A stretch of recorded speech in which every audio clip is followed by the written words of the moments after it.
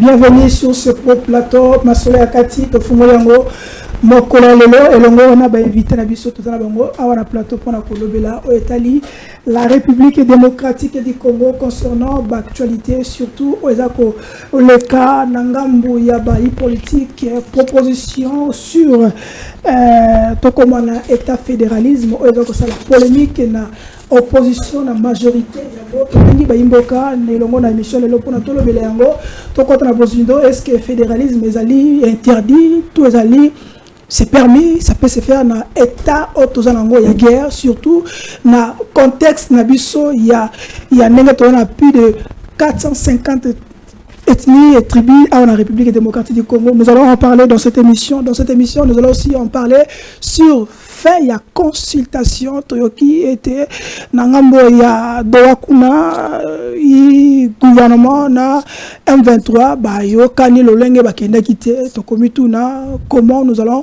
procéder est-ce que nangambo ya mwana mboka conseil spécial Eberan est-ce que kuna fumée blanche bimi ce qui est bimité to kolobelango awa parce qu'il y a aussi processus consultation et le mot na ba o ya consulter mais la question que nous allons poser à Zali Kotuna, est-ce que sans présenter l'opposition, comme on le dit, représenter l'opposition, ce qui fume blanche et Bibinangambouya, président de la République démocratique du Congo, pour le gouvernement et l'Union nationale, est-ce que ça sera la fin de la guerre, la fin de l'agression? Est-ce que ça sera aussi une autre crise qui va submerger pour la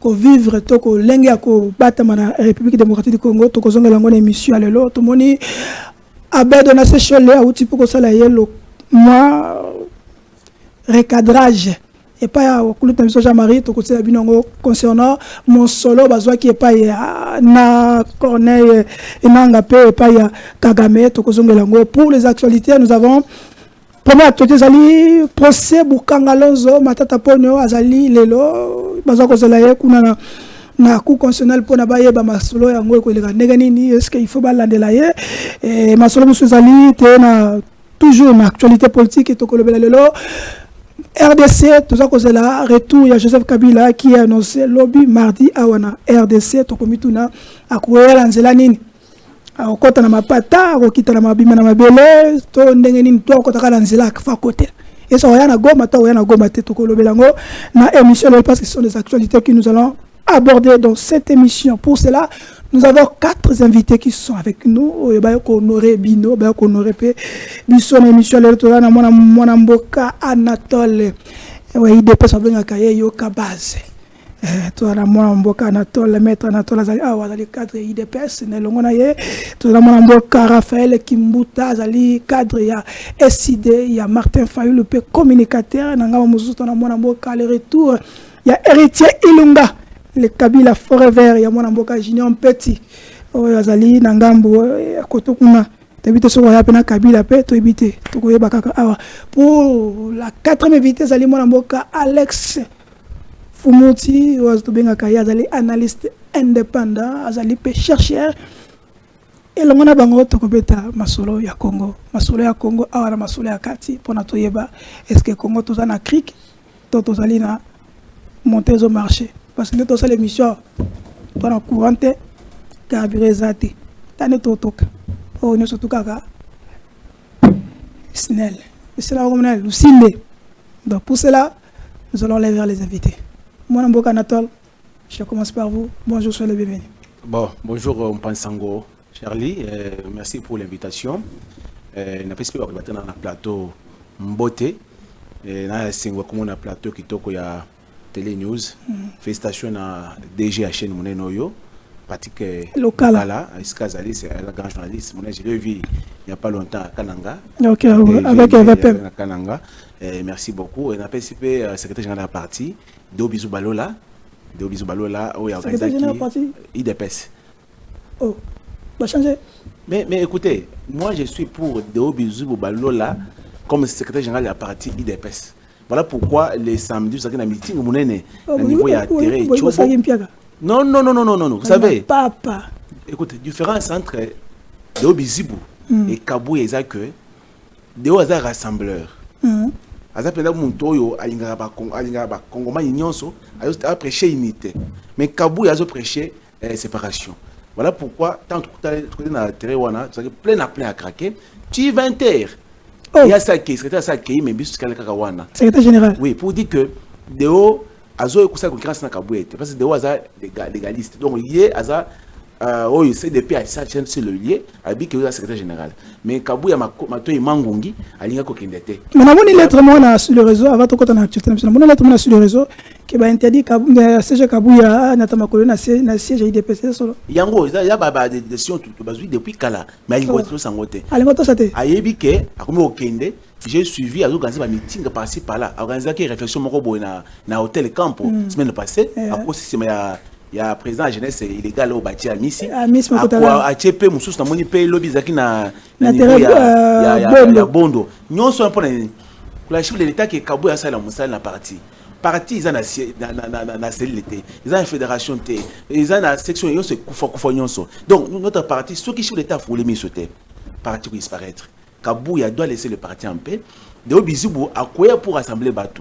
Qu'est-ce que vous reprochez dans la Kabuya? Ce n'est pas notre thématique, mais dans un clé d'œil, la population va faire Kanga. Et là, on a une bine besoin de reprocher exactement Augustin Kabuya. Écoutez, biso ba combattant et aussi ba cadre parti, nous connaissons Kabuya pour la gestion opaque du parti. Kabuya a salé d'ingom, il a mis Kabuya au sein de l'UDPS. Donc, ce sont les enfants d'abord. Oh. Il se retrouve au niveau de l'UDPS. Ah bon? C'est-à-dire lui, à Boumé, la fédération, la province, il y a une société. Il n'y a pas de cellule, il n'y a pas de section, il n'y a pas de. En tout cas, il y a voilà pourquoi, quand c'est moi, je Fatih Béton qui écoute, on a organisé un meeting, on a plein. Voilà, il y a Funa, qui a mis comme député. Merci, Mwanamboka. On a tourné la présentation parce qu'on court derrière le temps. Mwanamboka, héritier Ilunga, les Kabila Forever, Boni Kabila Forever, Koboni Junior Petit. Mbote ndeko shango mbote na bakode bateke tozali ko partager bango na plateau na tongo lelo mbote na bakongolais nyonso bazali kolanda biso mbote na ba soldat oyo bakosaki bango ke babakiseli bango musolo baokata bango 30 000 francs pour CNSAP lorsque babakisela ki bango musolo te babandaki kokata bango mbongo te alors étant que soldats oyo bengami solde na ye ezali koloba ete soldat bapesaka ye nyonso bapesaka ye sous-vêtement bapesaka ye sengle bapesaka ye cordelette bapesaka ye chaussette bapesaka ye bottine bapesaka ye tenue mais bapapa nanga basoldat baza na bandako te Kabila atikela bango ndako Félix Tshisekedi na ancien directeur de cabinet na ye bazwa mbongo wana ezalaki kotonga bandako basaleli yango lelo nalingi na répondre un soi-disant député oyo na kombo ya Jean-Marie Lokulas ndeko Chango Zelana soi-disant c'est un député national. Non. Soyez clair, soi-disant alors siéger dans l'Assemblée nationale. Il est reconnu par la loi. On veut la loi quand même. Loi nini. Soki ba loi ya mboka oyo ezalaki bana basi na régime ero basi basangwa. Tshisekedi ye moko première incompétent première violeur à la loi. Bakoko respecter loi ni. Yo mona même président ya soki ya ba force di progrès ba criminel wana ba boko la kana IDPS. Jacob alobi ba député au bomoni ba salaki na machine na ndako.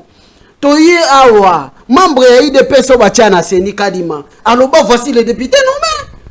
Oza mopandisango yebi yango nazolo bana oyo soi-disant député Jean-Marie Lokulas oyo alingi asakana na mémoire ya ba grand combattant ya ba grand leader ko babundela mboka Lokulas ya lobi soki Kabila zongi na Congo ça veut dire rien eti Kabila yeko sakana mémoire ya musée Lokulas est-ce que akoki koloba ndenge mbongo ebunga na station bandaki ko gérer na première la gérer station oui Lokulas oui prestation à combien de la première a commencé ko combien azalaki wana banda ko sala wana na station avec ceux qui gèrent ceux qui nani wana mbongo ebunga Lokulas atikala jamais ko expliquer mbongo ndenge ebunga te ta kima kenda poto Lokulas akima poto akokima kenda ngona njela Brazzaville ah bon azwa vola wana Kinshasa te après bakati sa inde na boato po akene Brazzaville na mukuse information ni nango ozo confirmer que réellement Jean-Marie Lukulasi a détourné mbongo na Kobili.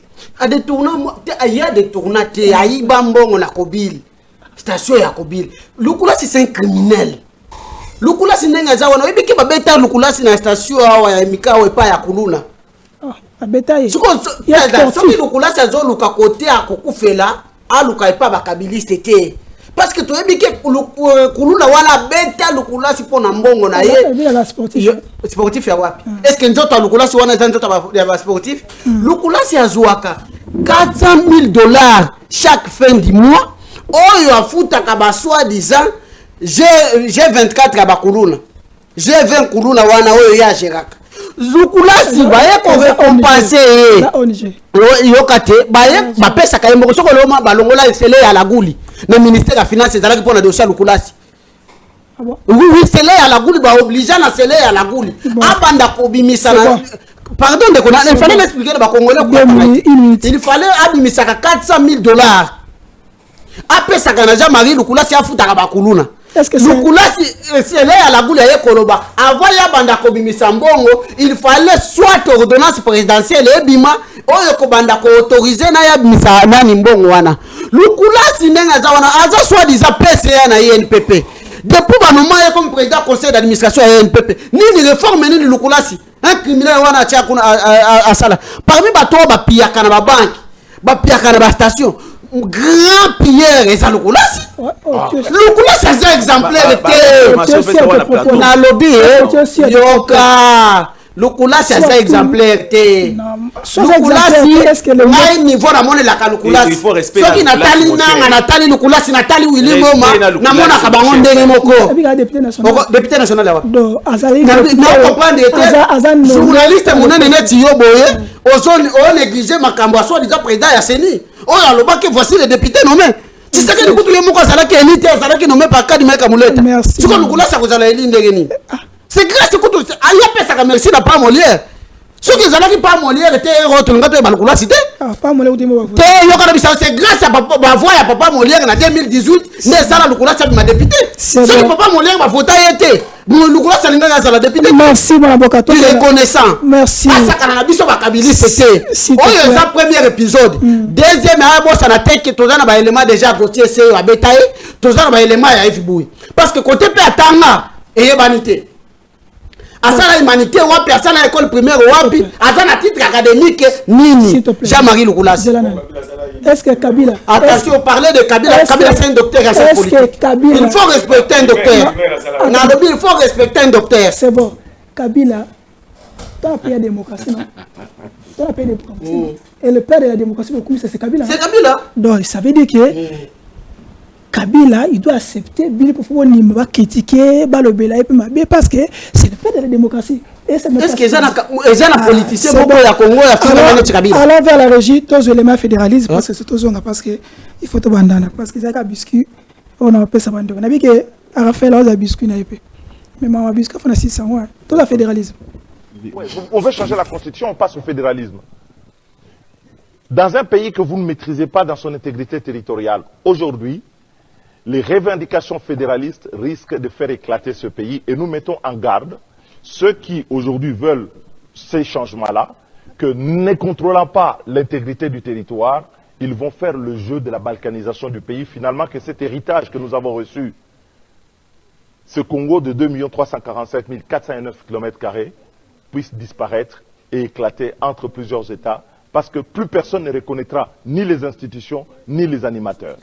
Ça, c'est première chose. Deuxième chose, on veut changer la constitution, on passe au fédéralisme. Dans un pays que vous ne maîtrisez pas dans son intégrité territoriale, aujourd'hui, les revendications fédéralistes risquent de faire éclater ce pays et nous mettons en garde ceux qui aujourd'hui veulent ces changements-là, que ne contrôlant pas l'intégrité du territoire, ils vont faire le jeu de la balkanisation du pays. Finalement, que cet héritage que nous avons reçu, ce Congo de 2 345 409 km², puisse disparaître et éclater entre plusieurs États, parce que plus personne ne reconnaîtra ni les institutions, ni les animateurs. Ça, c'est première chose. Marie-Ange Mouchebekwa, Kadria, parti à Kabila, membre du FCC plutôt, alors, il rejette proposition, il y a Kamitatu pour le fédéralisme, pour le biké, et Zali Kolukako, Bakanze Mboka, tout le monde peut, mon Mboka, Denis Sanga, mon Mboka Alex Fumouti, n'est pas nayo. Tant qu'analyste, tant que chercheur, est-ce que le contexte actuel, il y a République qui doit vivre, problème de la guerre, problème il y a est-ce que République est au coquille cocotana était un fédéralisme? Mbote ndeko Shango na pesi mbote na bande konyo sommet Anatole papa na ngai Ilomba héritier Raphaël na pesi mbote. Je félicite également ndeko na ngai lokala na moni plateau ndenge na tika kya moté na moni ba innovation eza malamu, c'est vraiment très bon. Ndeko Shango aliambo na kota na makambo na likanisi ya mwana mboka Kamitatu Olivier na lina na tuna nana ce qui est héritier à lobby na Zolande na bokebi nyonso pe na komi Kabila tikelaki ba soldat bandako ala kisangai baka oyo Kabila atongelaki ba soldat Kabila atongaki kan Kogolo atongaki kan Mobutu oyo komba lelo ba pesa komba tata na bango Kabila mutatongango kan Bumba Kabila mutatongango kan Tchad na kan Seta Kabila mutatongango merci héritier na ndenge ko sa peuple congolais ba Zolanda yo lobby Kabila atongaki bandako so na utala ndeko Anatole koloba makambo ya parti présenté à IDPS les oiseaux déplorer les lots de la fédération et ça les sous-soutés bah c'est des bases de ce conflit n'engagez soleil ma tête tout ça au kitana na sous région on a élaboré ses enfants na répété sur les alassons il peut koufa cela veut dire quoi ah vidéo c'est avec Eza Augustin Kabouya nous Augustin Kabouya et ça modèle arrière fonctionnement là pour vous dire quoi les partis politiques dans notre pays n'existent pas.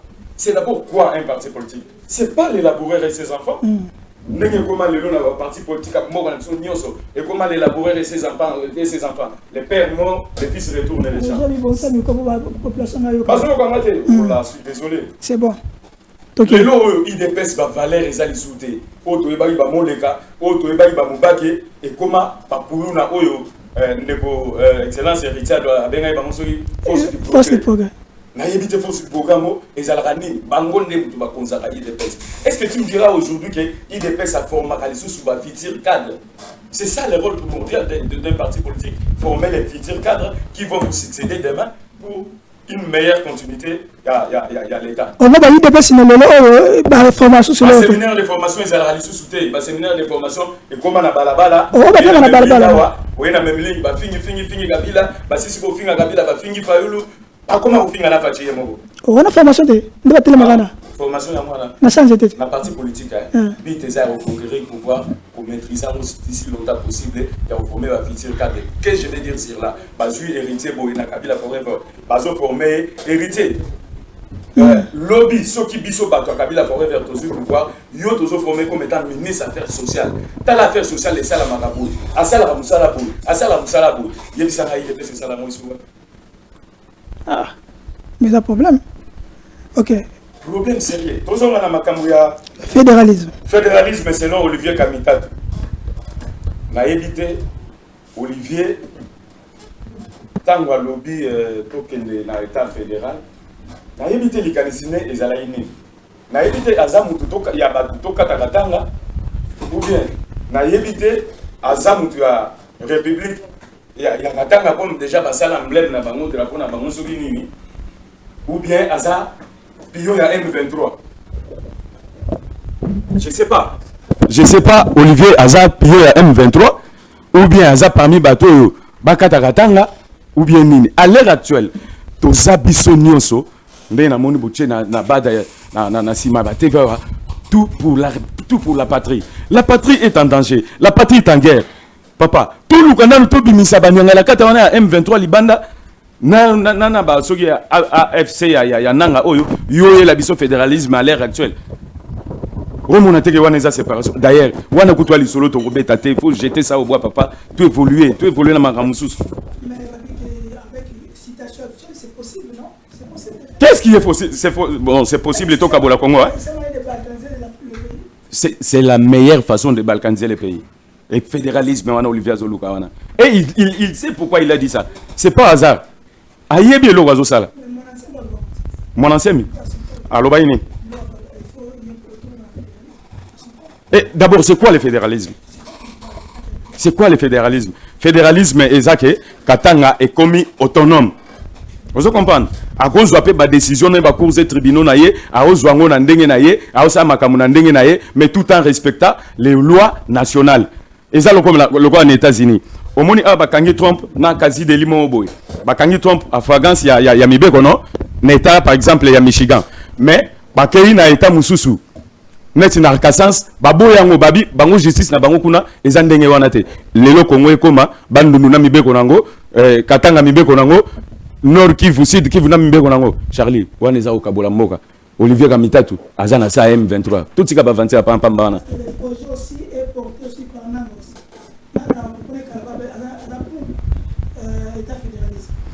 Mais nous, on a pour le fédéralisme, était comment? Parce que Nanga va parler, Bissonio Sotoyi va parler, Neza Kagame, Eza Rwandais, Azana Simananga. Qui est Nanga aujourd'hui? Nanga Bimiga Boy, il prend le fédéralisme.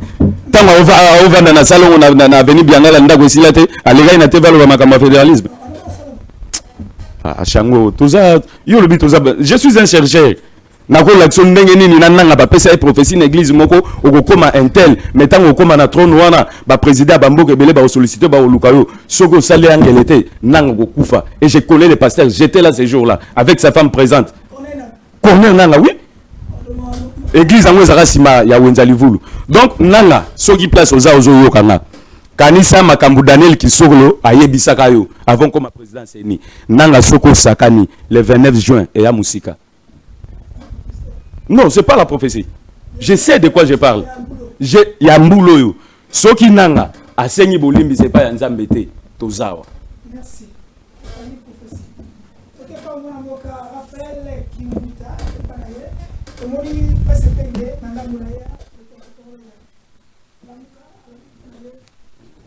fédéralisme,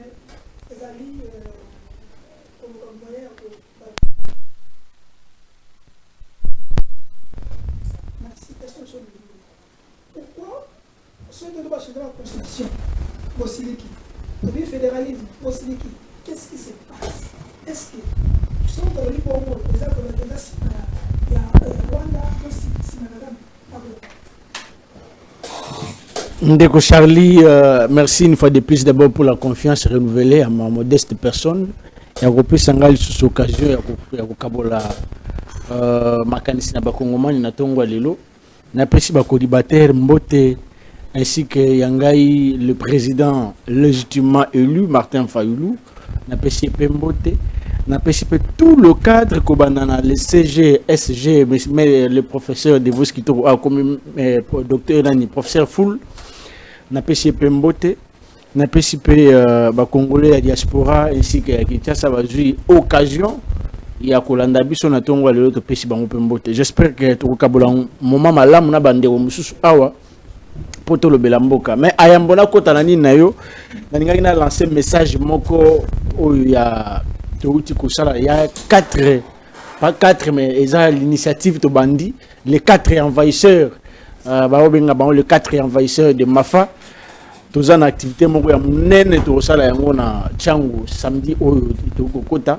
Donc, to sengi bana changu nyonso baya wana baya koyoka plutôt oyo le président Amemeli Bango représenté par les communicateurs tozana kati wana maître Jean-Pierre Lula Raphaël Kimbuta Mike Isen ainsi que Zikatedi. Donc tolingi to envahir parce que to monique bato yi dépêche ou bien bato yi union sacrée buzo beleki tellement que buzo beleki to zaki osala observation mais c'est comme moment ya observation et Sili. Donc le 4 envahisseurs pour répondre et donner le coup bisika et outils. Au beti coup na terrain, to l'anion na terrain, to beti coup. Au beti non. Tant que to le coup ya makanisi ya mutu. Ah, faut préciser. Oui, na coup na média, to l'anion na média, to beti coup. OK. Mais il faut supporter le coup parce que les ana coup monsieur Robert a supporter épisode de zongisa. Mais ce qui est supporté. Donc voilà un peu. Moi je pense que Ndeko Charlie, un acteur politique, il faut vraiment analyser ça avec beaucoup de prudence. Kocha vraiment Mayele na sagesse. Pourquoi il dit ça? Parce que un acteur politique ne dit jamais des choses au hasard. En politique, le hasard n'existe pas. Nous sommes politiciens, rassure-toi que derrière ça, il y a quelque chose peut-être qui se cache derrière. Pourquoi tu le dis en gros? Tout le monde sait, les acteurs politiques congolais savent que le pays va très mal. Tozanaba province, Tozanaba territoire, aujourd'hui, ils ont occupé, ils ont assiégé le gouvernement. Les acteurs au Bazana Katiaino Sacré, ceux qui dirigent aujourd'hui, Bazana contrôle le territoire Wanate, Bazana contrôle la province Wanate. Mais on se réveille un bon matin, Olivier Kamita, au hasard, ceux qui portent parole, il y a Moïse Katumbi qui se réveille pour nous proposer que Basala État fédéral. Batouabi qui a commis porte-parole à Kabila. Non. Moi, je ne peux pas venir à la télévision dans le lobby. Moi, je suis un acteur politique majeur. Je représente ici le parti SID. Dans le lobby, Olivier Kamita comme porte-parole, il y a ensemble. Est-ce que il y a Moïse Katumbi? Est-ce que Moïse Katumbi Moutatini est pour Allo Babilo Kabongo? Mais moi, je suis en train d'analyser ma propos. Pourquoi il dit ça? Pourquoi seulement dans le moment où? Parce que tu as makasi ya non, il y a changement de la constitution, tolongi yango. Na bandeko ya IDPS. Soko soy lukuta kabuya aujourd'hui, il est porté disparu. Félix Tshisekedi aujourd'hui, même veste et Simbaral soute. Pourquoi? Parce que énergie ou abimisa pour un changement de la constitution. Les lois qu'on bimisa yango le soute. Mais on se réveille un bon matin comme ça. Olivier Kamita Touki. Oui, il y a une actualité, il a été créé État fédéral. Le moment n'est pas propice. Le moment ici, le moment n'est pas propice. Qu'est-ce qu'il faut faire maintenant? Parce que de l'autre côté, on parle pour de le consultation. De l'autre côté, il faut finir la guerre. De l'autre côté, la population va souffrir. De l'autre côté, Mboka est agressé. Non, les idées, changement de constitution n'est pas propice. État fédéral ou bien fédéralisme n'est pas propice aussi. Pourquoi? Parce que nous sommes d'abord un État. Donc, nous sommes fragiles. Tu es fragile. Hein? Oui, tout ça fragile. Non. Nakat, il y a fragilité. Maintenant, c'est qu'on doit chercher que comment Kozonga na niveau de contrôler tout le 145 territoires. Donc, comme on a niveau de contrôler tout le 26 provinces. Surtout comme on a niveau na yango, maintenant on va chercher comment la réforme institutionnelle. Est-ce que réforme institutionnelle avec Nanga ou même on ne sait pas. Non, on ne sait pas. Est-ce que Kamita joue de quel G? C'est là qu'il y a le Donc problème. le G veut jouer Kamita pour le moment place Nango Ezati. L'État fédéral au Congo, ça ne va pas exister. Peut-être que les Kabilistes vont soutenir, mais Bissobaï est décidé au Belamuka de soutenir les Angote. Pourquoi? Parce que le moment n'est pas propice. Il y a un territoire, il y a une province où ils sont contrôlés par ceux qui nous dirigent aujourd'hui. Alors, ce qu'on cherche, Bisso Nakata décidé, c'est deux zones contrôle tous les 145 territoires, contrôle il y a 26 provinces, et puis tu as la réforme institutionnelle. Mais quand c'est la actualité, il y a changement. Parce que changement, il y a constitution, il y a État fédéral, c'est la même chose. Donc, guerre pour le moment, place na yango ezate. Donc, il y a un changement, il y a un concept. Il y a une appellation des changements. Il y a un G à Nanga, et puis Félix Kotope, il y a un G à balkanisation, mais il donc, alors, pour ne pas jouer dans G1, unité nationale, nous contrôler les 145 territoires et les 26 provinces. Donc, pour le moment, Olivier Kamita, il y a une proposition à Bomba Yango ensemble. Merci. Bomba Yango ensemble, c'est la Nanga Bisika Youti, parce que Moutazana, dans le dossier, on est à Nanga. Merci. Pour le moment, ils sont là. Anatole, pour avoir votre place à héritier, parce que héritier est fatigué, na ma préoccupation sous na tangelo eloko moko ndeko epengelabi le fédéralisme n'est qu'une qualification sexy du mot balkanisation. Même avec de la vaseline Monsieur Kamitatu, ça ne passera pas. Vous êtes pas pour tout ça, l'État fédéralisme. Bon, merci beaucoup, on pense en Charlie. Avant, on a ça total technique na bloc na kinde konanga yawa. Alors que IDPS eza tout ça formation ba kuluna, va bien du progrès. Non. Vous savez du progrès c'est une structure informelle à IDPS. C'est une autre hein? Informel. Je dis ceci. La IDPS c'est une structure formelle et informelle. C'est que il y a des cellules na IDPS structure wana, hein, il y a du progrès wana, les parlementaires debout, hein. Total na statut na biso, il n'y a pas de parlementaires debout. Non, s'il te plaît. Dis-moi. IDPS un parti on peut dire démocrate, Bondimar parti informel et informel. Écoutez, quand je dis ça, je suis clair. Il y a même dans nos sources, hein, des droits d'abord. Quand on voit un droit, on a sources formelles et sources informelles du droit. Okay. Et nous venons au sein du parti. Au sein du parti, il y a des structures formelles reconnues par la loi ou par les statuts. Il y a aussi des structures informelles. Oh yo, ils avaient force du parti. C'est comme ça. Pour dire ceci, vous savez, lorsque du progrès aux autres, non, il faut avoir du respect, mon ami. Quand vous venez sur le plateau, il faut y ce sont des intellectuels qui sont réunis pour soutenir le parti. Écoutez, mon cher. Nous ne sommes pas au marché, nous ne sommes pas au marché. Nous sommes sur un plateau sérieux. C'est bon.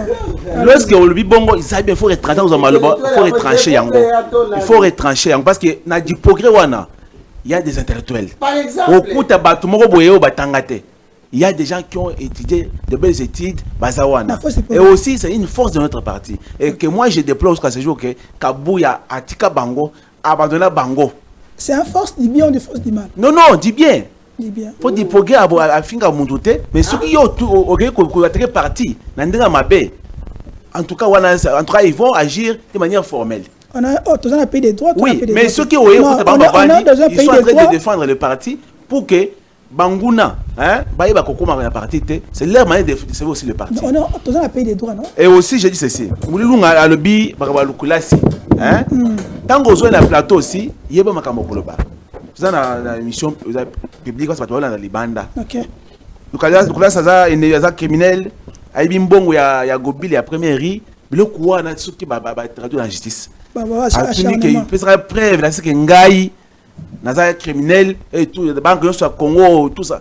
Ils ont dit comment tu es dans le plateau, ils ont Mikolo, tant que analyser, ils ont sérieux, tu es dans le Koloba. Là, c'est un député national. Eli Afuna, ce n'est pas n'importe qui ici, hein. Eli, na niveau double Eli. Double Eli de Golobi. Alors, à présent, j'ai 24.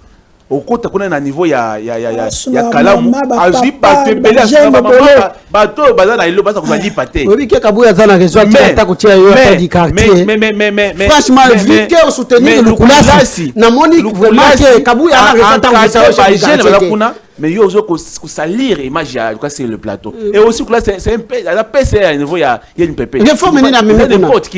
Voilà pourquoi quand on est dans le plateau, on va tabler quoi. Hier, j'ai suivi un meeting à Salah qui n'est pas à contester. Vous savez, Olivier Kamitatu, ou à parti arc, a commis porter des mallettes à Katumbi. Atika Moussala Mboya Nyonso, a tient la mallette à Bombiango. Pour aller dans le mouvement de Kosovo. C'est un président de l'Assemblée nationale. Oui. Il y a un que pour l'Angana, on a un Kambounaye. Nous avons peut-être un doute mingi parce que Kamita, tu as communiqué avec Kabila, que Kabila a causé un naye. Il y a le bic à niveau Est, à préciser avec effectivement, à comme porte la Kabila. Kamita, tu as mounioyo. Na munoko na yoy à part mbote ni za malonga so apese mbote ndima ke effectivement ya sol mais oyo mususu etikalo le côté na lukuta depuis à Bandé, depuis à l'époque jusqu'à ces jours. Voilà pourquoi la vie politique a mis Kunda. Et aujourd'hui, Koloba était tout comme un fédéraliste. Au moment où nous avons décidé, nous avons Kimbuta, vous savez, après cette réflexion, on juge d'abord l'unité du Congo. Pas tout ça agressé pour le moment.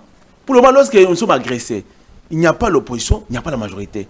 Au moment où nous parlons, dans le pays sérieux, il faut que l'opposition, la majorité, tout vente, même qu'on vende la tête, cette fois-ci, même la reine a vu ça sur plateau et changé. Ok. Question moi qu'on a ayeba lelo. Bini wano prenez changement à constitution.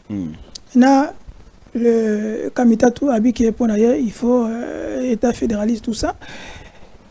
Entre les deux, dans la situation actuelle, nous avons porté un projet bénéfique pour la population. Bon, vous savez, quand vous touchez la Constitution, ils ont un intérêt à la population congolaise. Surtout que même si tu vas dans le plateau, tu sais, tu peux me soucier la Constitution. Écoutez, lorsqu'on change une Constitution, et qu'on servir à faire sécurité, et qu'on servir à la présidence de Bakoya, ce qui est président Martin Fol, le lobby à Koya, président de la République, et qu'on a déjà changé, ça va aussi le profiter. Parce que ce ne sera pas pour les individualité. Parce que mon éternel la pouvoir à rater. Mais ce qu'on le dit, comme on le dit, que tu divises Mboka, tu gérer l'Est, pas gérer telle partie, et tout ça, et ça, comme on coûte davantage Mboka. Or, tout le temps que, quand on a besoin de le cas, et là, comme à l'époque, à Mobutu Tobi, un gouverneur à Kinshasa, ou natif à Kinshasa, a dirigé le Congo central, a dirigé la province occidentale, la orientale, et orientale. Mais et là, quand on a besoin de le cas, tout le monde a davantage. Pour dire ceci, Fati a une idée depuis le premier mandat, à Belil le 24 janvier, opposition majoritaire ko sangana, to sala Congo tunga Congo, o Kabila Boma. Lelo. Kabila Boma, botika mboka na libu munene. Kabila c'est le malheur du Congolais, mon cher frère. Vous venez de entendre na plomona ndekona ilunga asikole penda ko ache poudre, aye ko sala Kabila, na kama makasi. Kabila oyo. Oh lelo azo boma bakongomani na est na biso mboka. Kabila na boma. Kabila zo mbakimaton soa. Kabila nde obuna bakambo sala na est depuis to bande ko sala na Congo ya guerre est. Za Kabila. Muntu asali ke Kabila le père. Azo na mboka na Congo akufa. Za Kabila mwana oyo. Izaye. Ni manière na ko pouvoir za kaka bongo. Nyamu kaka. Yanga ngazonga na est. Tala tant tu faisais pouvoir en 2019. Kabila a été tata musu mukolo mukobwe na Sénat tambo mwamba. Azui mama mukolo mabunda che na niveau de l'Assemblée nationale. Azui tata mo mukolo asa lemanzo to che la primature. A celle ka pression ba che pour nani pour mo Congo. Tant fatia non, trop c'est trop. Discours à 6 minutes. Kabila zo trouble, azo machacha. Ndio Kabila kima mboka accueilli. Pour dire ceci, tango ilunga yak na plateau ko chola ba Congomani.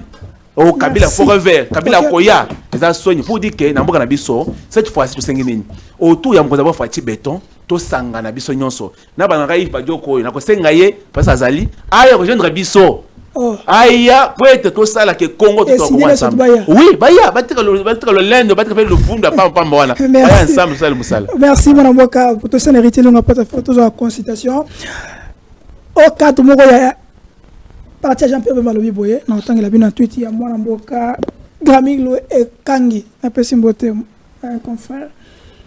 C'est l'approche de Jean-Pierre Bemba. Ce projet fédéralisme vient de Joseph Kabila. Ce sont ses intentions depuis 2006. Que direz-vous? Merci Ndeko Sango. Pendant 2006. Proche moi Kabula. Monde alors la qui est comme c'est alors sérieux. Hein?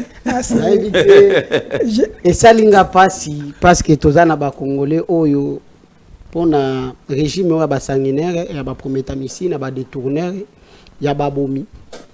Lelo balingi ba mabe ya mboka oyo ezali bato mosusu bango lelo bakomi base. Na bandi na ndeko nanga na liste politique proche à Félix Tshisekedi. Alobi ke Kabila tonga kanini. Kabila avant départ à Kabila tika qu'il fallait batonga la soldats 3000 maisons. Mais abimisa kimbongo badekisa kimbongo ndeko. Ta banda ko lobana vanda kimia. Pourquoi bino ba membre ya IDPS bozala kaboy? Déguisé. Ya za IDPS. Ya za IDPS déguisé. Ya za la leze. Aza mutu na bino ya IDPS. Nazo ya malembe Kabila tika projet ya batonga pe ba financer na mbongo. Ya 3000 maisons ya préfabriquées.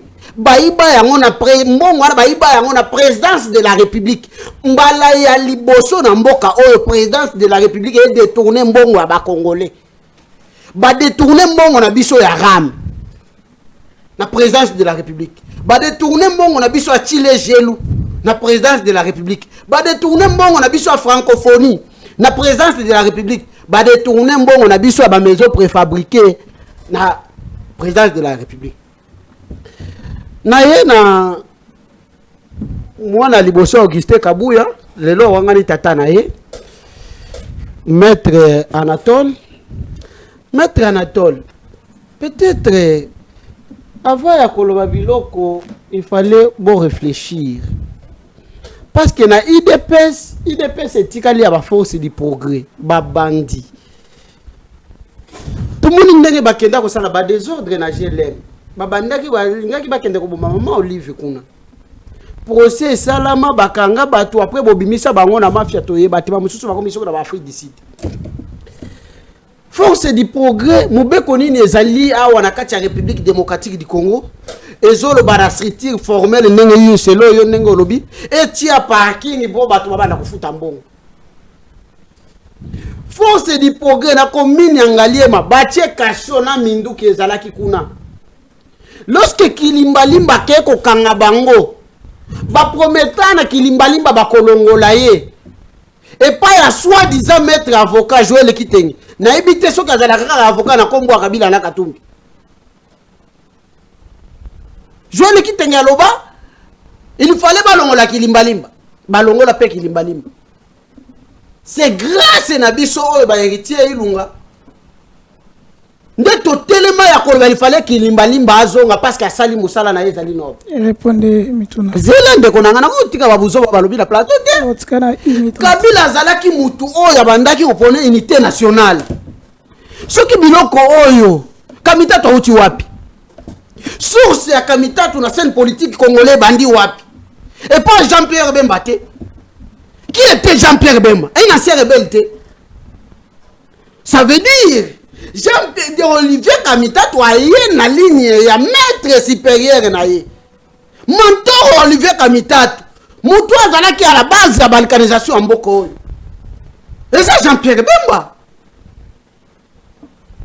zombie Jean-Pierre Bemba zombie na osenga na ba congolais komba ko banda ko benga Jean-Pierre Bemba Jean-Pierre Bemba gombo zombie parce que Jean-Pierre Bemba alia bande ko na biso ba congolais ndeko na ngai lelo oyo tato bandaki ko ebisa la monsieur Félix Tshisekedi tika tribalisme au moins côté bandiko ba biso makamba fédéralisme oyo to za l'état fédéral ya Félix Tshisekedi akoma na katanga benga bakatange bandoki Tshisekedi akeina na mbujima ya lobi masha mumenu Tshisekedi akaina kananga wa obotindelinga banjoi mais lorsque azoni na mbujimai alobi na memeli bino 50 millions de dollars amemi yango boy après na Congo eza interdit mutu atambola na au moins to matana avion na 9,999 dollars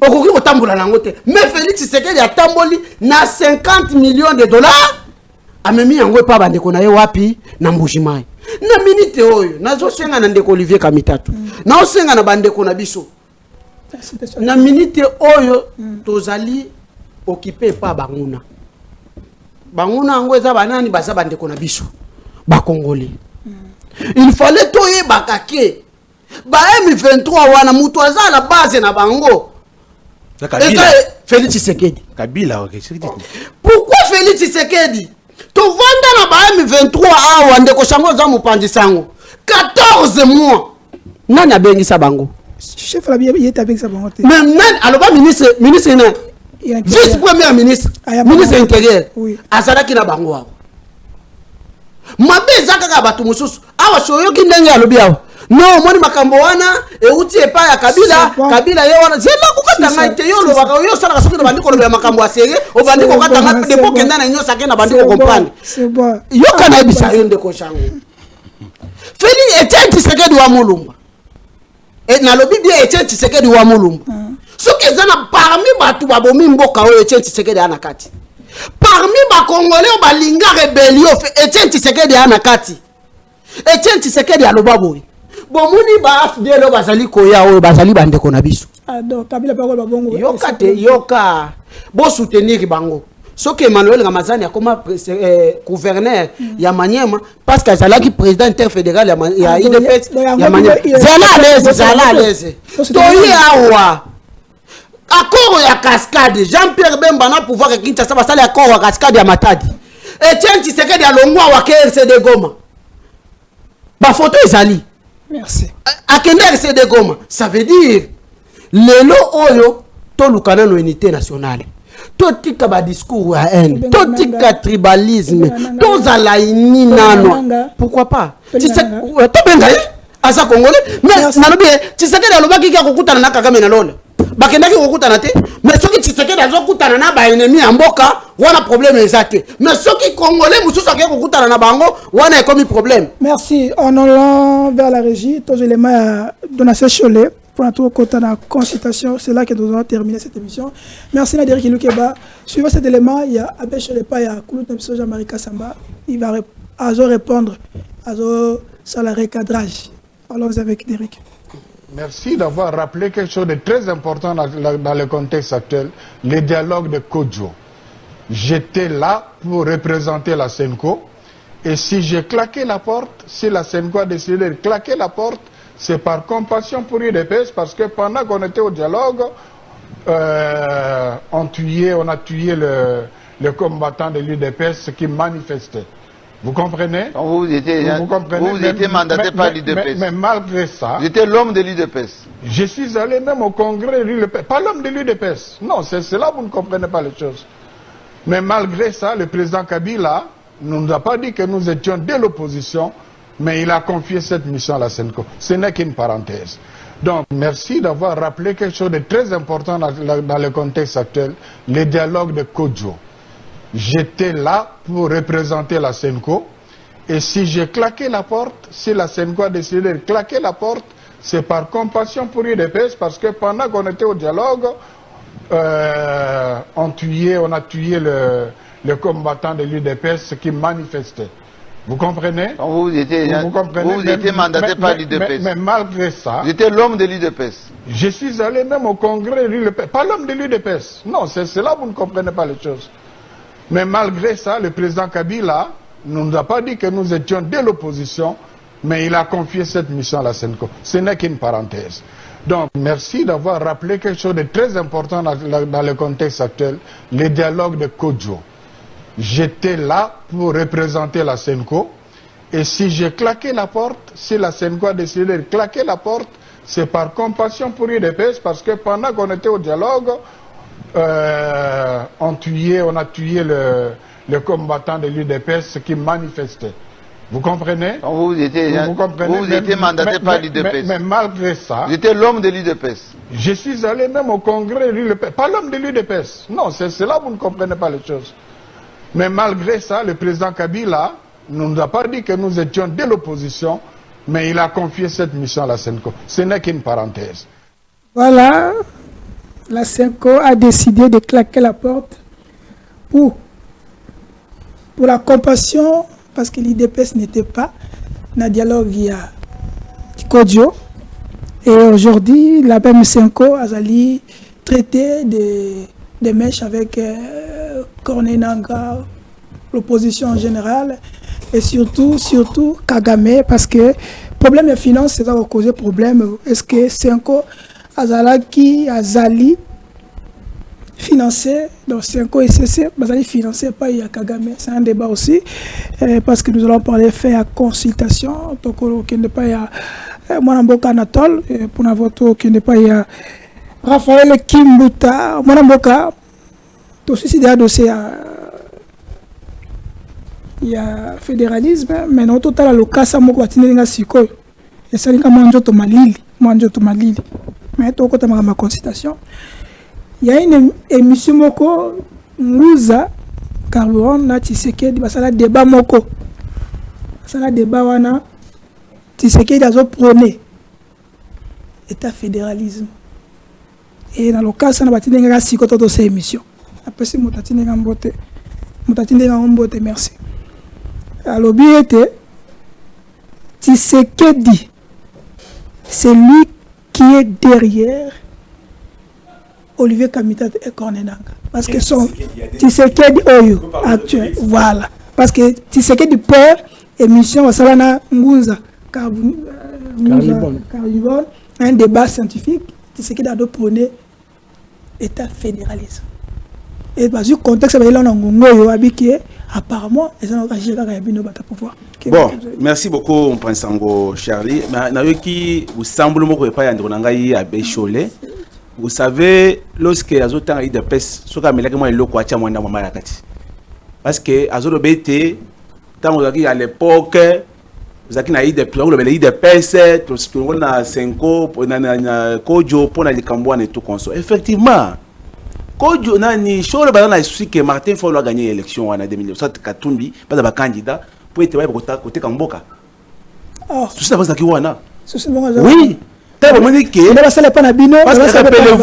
Rappelez-vous, tant que l'élection 2018, le 30 décembre 2018, quand Abbé Cholé a fait une campagne pour la Martin Fayulu.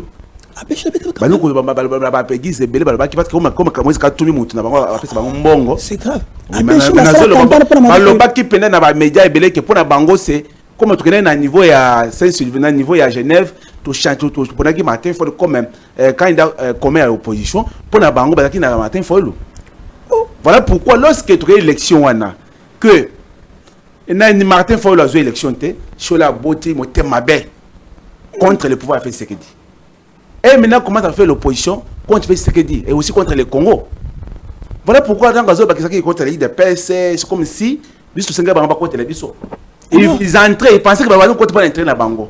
Mais tant que Martin Fayulu a joué l'élection, il va changer face dans Bango. Tu yebi que ça la Boussambo na yo mais Abbé Cholé, tu yo kayote yo sali ozo senga dialogue ozo senga wana. Vous allez ma péter. Pour la dialogue ozo senga wana. Et vous allez mboka na biso ta moko côté. Yo zele tant Martin Fayulu au pouvoir ou l'andé na sima.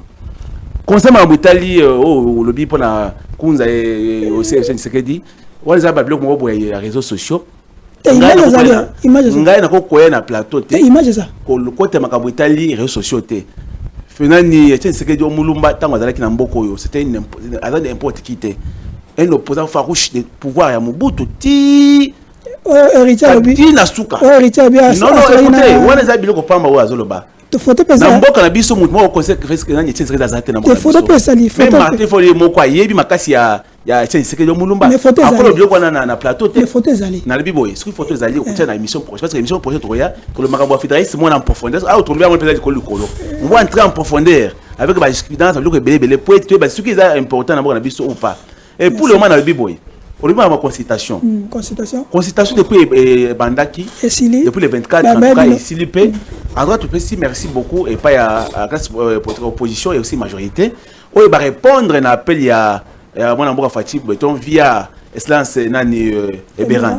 Vous savez tango babeli a communiqué union sacrée la nation qui consulter kitoko partenaire ce qu'elle consulter pour être au conseil de l'union nationale tu relever ba défi mais vraiment union nationale sans Fayulu sans Kamitatou sans Moïse Katumbi sans Kabila vous croyez qu'il y aura la solution écoutez mboka na biso babli comme vous tango wana comme moi était ba mbula ba matin faut ba produit fini ba Martin Fayulu ba Moïse Katumbi ba Mitata ce sont déjà ba nous poser politique on doit mettre la plateau dans la poubelle avec Kabila on veut pour le moment là écoutez lorsqu'on vient sur le plateau hein on veut parler des jeunes comme les Kimbuta les Badioko c'est pas toi le cause la kaka toute la génération ngana na plateau wa ka Martin Fayulu non Martin Fayulu ozotanga wana tanto ba bengi ba pour la unité nationale ya yete ay bolamba bolia bata pakasa to yate mais bisto lambi ba to siba saini ba yekolia mais to sala nini ba siper ba na ndako na yekuna fa de neke to rappelez-vous 2028 mais quand même tant que l'homme que le chef d'état confié mission il devait quand même aussi vers 4 non moi na mboka Charlie il y a ceci au moins temps ba sala consultation ils ont l'objectif moko précis pour dire ceci to ko na plateau té parce que quand nani Jean Le Pempe à n'importe qui na mboka na biso té Jean a été reçu comme FCC au représentant donc Kabila a été conseillé via Jean Le Pempe alors Muzito parce que dans ancien à la Muka jusqu'à ce jour j'ai jamais vu là où la alors Muzito à la Muka té to ba boye la Muka a été constituée Muzito nani Kimbuta a été constitué à travers Kimbuta na ba constitué à travers mwana mboka do muzitu et on a vu Moïse Munindela na nani honorable nani Gracien de Saint-Nicolas il est pas que pour ensemble tous les partis amenés na mboka na biso ont déjà consulté en tout cas coup de chapeau à mwana mboka Berand et consensus a réussite totale. Merci beaucoup. OK. Raphaël, votre temps d'antenne, consultation Sili, d'autres disent que vous avez déjà consulté par Adolphe Muzitu parce qu'il fait partie membre de la Mouka. Dans Gambadoa, apparemment, Basolo Libiente, on ne sait pas. Qu'est-ce que nous attendons pour que toutes les solutions pour nous faire? Il y a agression d'abus. Parce que tous les consultations ici. Charlie, merci, mais j'espère que non. Bandeko baroza même calme on a peine jouer qui n'attend votre dernier mot pour allons-y Raphaël. Prochainement, il faut éviter de faire des TikTokers dans la plateforme télévision. Parce que là, on parle des choses sérieuses. Il ne faut pas que vous des TikTokers ou des gens qui ont téléphone dans la chambre avant de faire la télévision qui commence à insulter non, non, non, non, c'est là. Avant, quand on a Anatole, moi je te respecte, vous êtes un avocat. Il faut qu'on prouve de quoi vous êtes capable en tant qu'un avocat. Aujourd'hui, ceux qui sont changement de constitution, c'est grâce à Yananga. C'est grâce à Yananga. Martin, parce qu'il y a arme, ata ouzi à pas la chambre à Martin Zante, mais Nanga quand même, oh là là, oh là là, oh là là. C'est ça. Ça dernier non comprendre sur le plateau c'est ce qui a contrôlé la communauté tout ça t'a monté pour présenter monsieur Abato. OK. Aux a 10e mérite. Aux a plateau à télévision ba Golanda biso quand même faut respecter bango parce que bino la 10e mérite cognosti ou bien respect mon cher. Essentiel mon cher. Ndeko Anatole ça. Alobi SN Badjogo que j'ai sali ici na SID toi Rokota na union sacrée to koyate to yebisa bino ke to kotikala koyate ata na ndoto to koyate ata maman Martha Lami na 10e miri ake na ona présidence biso to koyate bokoyate ce que solution zani mboko ezo kufa bozo benga non c'est l'unique parti bozo benga batu babona bambo koyate mais bobenga tala ayo benga batu tina plateau de télévision on surtout SN Badjogo SID ba Raphaël to koyate on surtout participer à la constitution te bazali ba bato bazali conseil non bato approche kana nazolongola busambula lobi awa shole papa kabunda zala secrétaire na bino parce que bino na IDPS bozala na désordre ya bosala ba j'étais bien organisé kabunda loba ke bozako cha 50-50 50-50 ba militaire IDPS yo parmi bango yo zala ka j'espère donc à l'époque IDPS respectait shole mais non bolingo respecter bango te bato basali ke boko na pouvoir c'est abe shole jamais batika ba église na bango batika bogasti baza ko liango système ba servir bino ou bien beaucoup au sommet de l'état quand même faut minimum de respect aux ala une très bonne chose peut-être yo yaki na yoto ozaki na mupumpa ozaki te herbiso to marché to za ko vanda na église to bani na église soit bo bandeli yango na Notre-Dame du Congo wa bo bimi na 24 Notre-Dame du Congo zaka siège ya IDPS te zaka église ba pesi bino donc quand même minimum de respect pas ya donner ces choses. Mais je t'apprends que tu as bandé la l'église. C'est bon, revenez sur... Alors, mon frère, on peut citer tout le monde. Mouzit n'est pas politique. Mouzit même base, il n'y a pas quand on analyse des choses sérieuses, évitez de communauté de Mouzit. La Mouka va consulter. Non, à travers Mouzit. Mais il y a une zone où un TikToker, il ne faut pas que la Mouka, c'est le SID ou bien le président légitimement élu. Il y a mon parti mais non, c'est le parti prenante, membre qui est basé belé. C'est bon. Principe ngaza porte-parole. Pourquoi pas le Baya Ingo que non? Mouzit a été réussi. Mouzit n'est pas politique. Mouzit même la mobilisation, même la base, Mouzit na base. Mouzit à quelle base?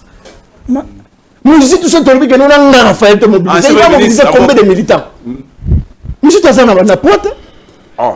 Mais oui, merci.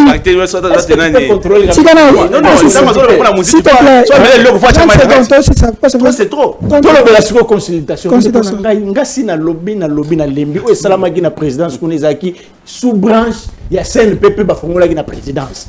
On ezaki consultation. Bato nyonso ba leka kuna bato mito esalaka te. Ozuba muzitu ba bango nyonso siko tellement que mito esalaka te ba kendaki ne ba consulter bango. Alors, dans la suite, il y a consultation, il y a Eberan, des souvenirs qui n'ont pas. Donc, les années médecins, si vous avez un papier pour y autant de nombre, il y a des consultants, il y a des gens malades. Allez, il y a des gens malades devant Minopi. Que je ne peux pas citer les noms, j'espère que vous allez comprendre place dans la donc, pour dire que oh, ça n'a pas présidence qu'on a consultation et ça a juste Eberan, ça a convertir la majorité parlementaire au sein de l'hémicycle, ce qui est vraiment confirmé par rapport à Moussa Kabouya Salaki. Donc, l'unique solution pour la consultation, peut-être pour retrouver solution durable, c'est le processus de Kinshasa. Ou bien la cohésion nationale prenée par la Mouka ainsi que le président. Non, parce que tout le monde va consulter combien de secrétaires nationaux n'a parti na bango. Baza combien? Écoutez, Kabouya za secrétaire. Oh monsieur Souala soki nani secrétaire. Il pas un secrétaire. Suko na tana na parti moko désordre za ba consulter tous les 4 secrétaires. Oh là là, merci. Mais soko yana SID. Merci. On va te dire que non, Mouto a engagé c'est nani SID, c'est le secrétaire de vos skitoko comme professeur Fou. Merci. Et puis, dans le cas de sous branche, il y a un secrétaire SN national, je prends ici comme SN Badjo, la jeunesse Azali. Donc, le parti est bien structuré, monsieur. Merci. Il y a IDPS, il y a Force de Progrès. Boya Kata, il y a camouflage, il y a Yosoko Yenanga. Nakoye, ça ne veut pas SN à sur formation. Pour comprendre quelque sens il y a parti politique. Merci. IDPS va prendre la tu vas apprendre. Pour comprendre l'idéologie, parti politique, ceux qui sont au pouvoir, militaristes pour conserver le pouvoir. Calmez-vous, c'est bon. Et non pour c'est bon. Consultation Sili. Mais la Mouka est citée et tout grand Ngolo, Congolais, le Bassou, le Kinois, Basalité. Est-ce que Congolais ou en politique, balingi solution pour na Kino quand on a tout balinga crise sur crise pour na baba bénéficier base de poste politique de Merci Chango. Oyebi, tant que les kaka, na ba plateau, tu as aussi l'aventure de net théâtre de chez nous. Et comme batumi balé bakami balé baba na oswana non. Tu y es pour na Congo, tu as la solution mboka. Yango ya une dame Laetitia Kapanda que je salue en passant. Elle m'a dit avant de venir à Biaya, Ndembo Kendewana ta courin katani net la mboko courin za na ngote. To sang sambongo to somba kabiran to landa bino. Comment on a un communicateur décidé à banda qui banalise à qui toko. Maintenant, où mon a soukondi a commis au sala babagé. Ba consulter bango ou pas. Ba kendepe Eberan ou pas. Fallu la lo balamba bolamba nzoko. Allo bani libata. Toliate Congo ça fallu lutin. Nous sommes plus de 120 millions. Écoutez. Toko maka R moko de faire ce que moi j'appelle les purges politiques. N'est-ce pas? Erdogan a salango. Botanga ba histoire Erdogan Salango aye na pouvoir au intel azaki opposant au général Kingandi au bango nyonso na sei azui une nouvelle classe politique muto ko to salate peut-être ko salate c'est trop dire azaki chef du quartier aye di yozo za député boé lelo mboka na bino na circuit ekokani donc Félix c'est face à bongo pour nanga Alex Mfumu Félix a la table rase a pigé au Kingandi a IDPS au Kabuya onani ba cheye boé Anatole Vandawana. Comment Anatole Ibana noté? Pardon, Tikanalo. Charlie Tikanano. Pour dire Anatole Salawana. Au monde avec la classe montante, la jeunesse montante, peut-être solution Goya. Qui vous dit que ce qu'il fallait continuer dans le gouvernement de guerre ici? Ah aussi sa guerre sera continuer dans le gouvernement? C'est dit n'importe quoi, papa. Na minute, toi, on a besoin d'abord de foudre l'ennemi dehors. Attaque tu consultation, même gouvernement au bolo, il dit l'Union nationale. Moi, ça ne m'intéresse pas. Il y a un thème de sa solution à la guerre. Vous comprenez? Et qu'est-ce qu'il faut maintenant? Qu'est-ce qu'il faudra? faire ce que Tshisekedi a dit. Il a dit non, non avec Nanga, je ne vais pas négocier avec Nanga. Il a tenu sa parole. Il a pu négocier encore. Avec Nanga, non? Tshisekedi a dit Nako solo là. Na maître Nabino ou Yatinda Rabino. Raison pour laquelle ceux qui n'ont lobby en lobby non, approche à IDPS. Non, écoutez. Alobaki Nako solo Nanga, on négocie jamais avec un rebelle. C'est ça le principe du droit international. Nako négocier, na maître Nayo ou Azo agressé RDC. Raison pour laquelle Akekuta Nagagame, où est le mal? Moi, ça m'étonne. Un Nanga. Moutou Moussou Teme Nanga Oyo, Abimisaka Fachi, président de la République. Nanga Oyo Lelo a commis rebelle Yamboka. Et puis Nanga Batu, combien abomi banda M23 wane bandi. N'habitez bino ba journaliste ba pandissango. Abomite hein? Ba oyo nyoso ba image to mon ezaba puta, ezaba montage na bino ba journaliste. Nani? Jean-Pierre Bemba. Asani ni? Abi abomata. Nanga pasale le cas sabi que ngai na bomate mais Jean-Pierre Bemba Jean-Pierre asale le cas sabi ngai na bomate pété. Donc ba rebe na biso. Kasi toyo kaki awa akei déjà mutu ya nani ya Kabila. Olobi wazo zonga koya na este abobima boy. Et d'abord moi je me pose la question de savoir un ancien chef de l'État il faut accompagner dans le service tango azobima. Il faut accompagner la sécurité ya mboka na ende to monaka o Bill Clinton na RDC ayaka na ba américain. Kabila abimaka lokola moyibi akozonga lokola moyibi d'abord abimaka kendaki wapi. Bolobaga kenda otanga classe ici azonga raté ponani. Aya ozonga kasi. C'est bon mon avocat, merci, on est à la fin. Merci pour Raphaël Kimbuta, merci pour merci, s'il te plaît, s'il te plaît, ça peut s'imiter, ça peut s'imiter. Non, on doit parce que je constate que le chef coutumier représenté par Kabouya, c'est parce que Koto il a représenté Kabouya. C'est bon. C'est bon, s'il te plaît. C'est bon. À l'époque, il y a Zahir, na Télé Belge, il y a deux cadres, on peut dire s'affronter qui sur le dossier pour le fédéralisme. Il y a ceux qui ont l'image des alliés, la Télé Belge. Il y a pour fédéralisme. Mais c'est une époque nini. Est-ce que le lot, c'est une question tabou? Est-ce qu'on ne peut pas en parler aussi? Non, mais le moment n'est pas propice. Le moment n'est pas propice. Changer la constitution, moment de la propicité. Non, mais changement de constitution, État fédéral pour le moment, le pays est fragile. Non, c'est ça. Propicité. C'est bon. Donc, il dépêche jouer un jeu na bateau nyonso bazana samba ko ba simbi mindu so cette galga moko to tia bango nyonso na bananga na batilombo na banatolo bango tout tia bango na samba comme ça to contrôler bango bien. C'est bon. Pendant week-end tout le monde qui les deux kamikazes ba que nos projet entre guillemets fait partie du projet na bango ya prolongement de constitution, prolongement de mandat chef d'État plutôt je veux dire, après va retirer. Côté fédéralisme, côté changement, prolongement, il y a un mandat chef d'État, pendant ce temps, Mboka est agressé. Pendant ce temps, on a vu la Kinshasa, Mboule Beta, Todinda. Dans cette émission, on a déjà SNEL, on a PCA. L'autre là, ça peut comment? La cadre, non, moi je ne connais pas son nom. Voilà, ce résultat, il y a IDPS. Il y a IDPS. Résultat IDPS. Dans le compétence, mais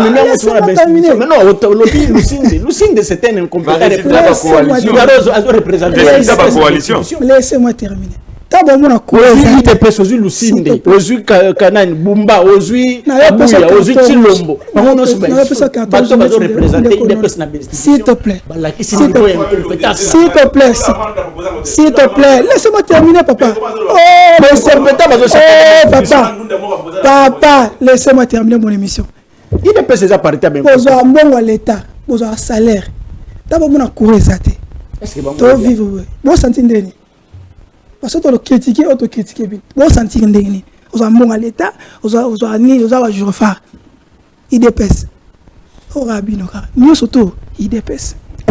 Au moins à la prochaine.